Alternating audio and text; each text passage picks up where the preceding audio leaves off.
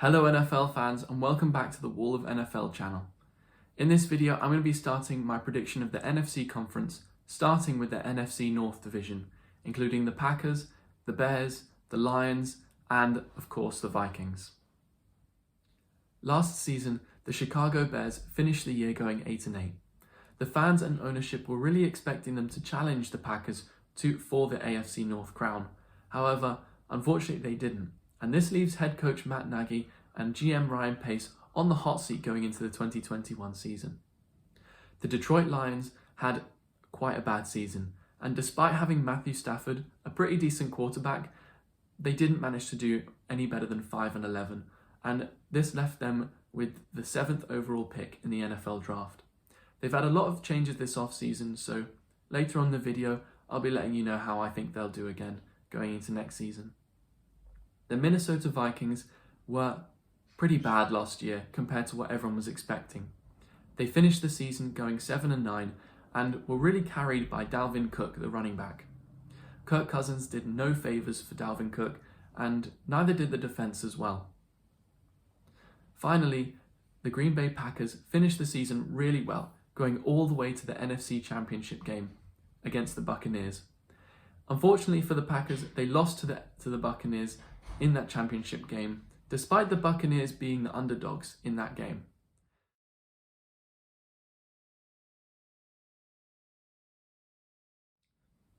Going into the 2021 NFL season, it might be a bit of a surprise that Matt Nagy and Ryan Pace are still there, but I think drafting Justin Fields this season in the draft and adding Andy Dalton and shifting on from Mitch Trubisky and Nick Foles from last year's quarterbacks, I do think that buys them a little bit more time. If Justin Fields does play this year and he's able to show some potential as he goes throughout the season, I do think that Matt Nagy and Ryan Pace could still stay another season, even if they finish, as I predict, 7-10.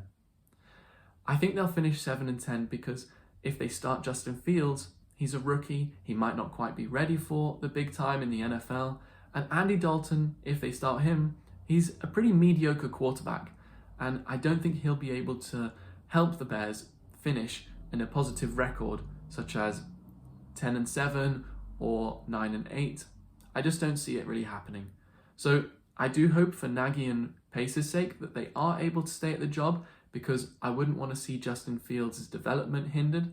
But aside from Justin Fields, they do seem a pretty similar team to what they were last season. And if anything, possibly declining.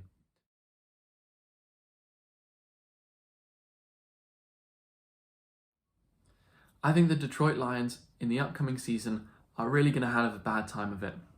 They've got Dan Campbell at head coach, who was previously a tight ends coach at New Orleans, and I don't think he quite has the experience to be a head coach. Whilst he could do an amazing job, they still don't have the good team around the Lions to really push for many more wins than maybe 5 wins maximum. I do think getting Jared Goff and trading away Matthew Stafford was really a downgrade, and even though they've got Penei Sewell now at left tackle from the draft, I don't think they'll be doing very well this season. I have them winning about 3 games this year purely because of the talent around the Detroit Lions is not very good, and the head coach, I just don't trust him yet, and we'll have to wait and see whether he's any good, but at this current moment, I'm worried about him, and I don't know how long he'll last.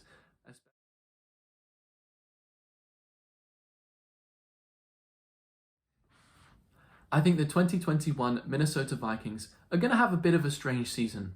I think at times they'll look like world beaters, and at other times I think we'll look at them and not really be sure what they are.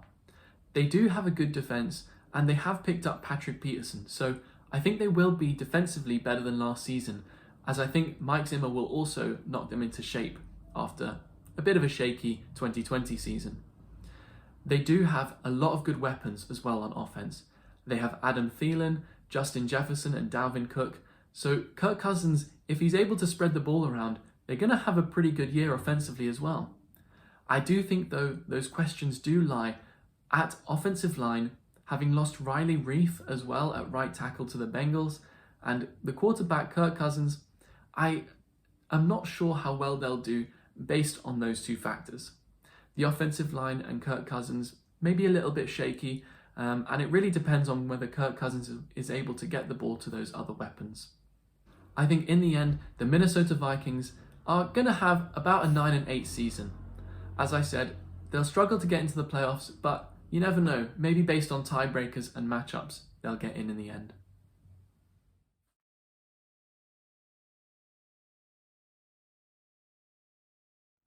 I think there's a lot to be excited about for the Packers in the upcoming season. They managed to retain the services of Devontae Adams, the best receiver in the league, and they managed to sign Aaron Jones, their running back, to a brand new contract. They've also drafted Eric Stokes, the cornerback in the draft, and he's going to really help them to be better defensively. They've managed to also keep Matt LaFleur at head coach, who's taken them to 2 NFC Championship games in a row. I think though, whether they get back to the championship game or maybe go past into the Super Bowl, I think really depends on the situation between Aaron Rodgers and the front office of the Packers. Aaron Rodgers really wants a long-term commitment from Brian Gutekunst, the general manager, but he's not really getting the respect that he deserves. And if his situation lasts long into training camp or even into the preseason, I think it really could affect the amount of wins that the Packers get this season.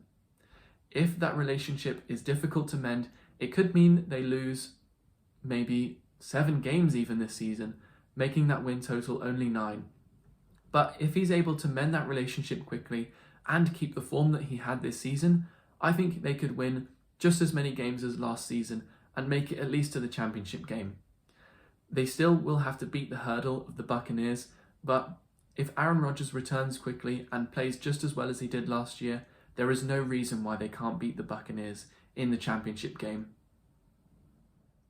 Thank you guys so much for watching the video, and please do check out wallofnfl.com and the social media pages in the description, and do comment below what your predictions are for the NFC North in this upcoming season. Stay tuned for my next 3 videos where I'll also be previewing and predicting the NFC East, South and West. And thank you very much for watching.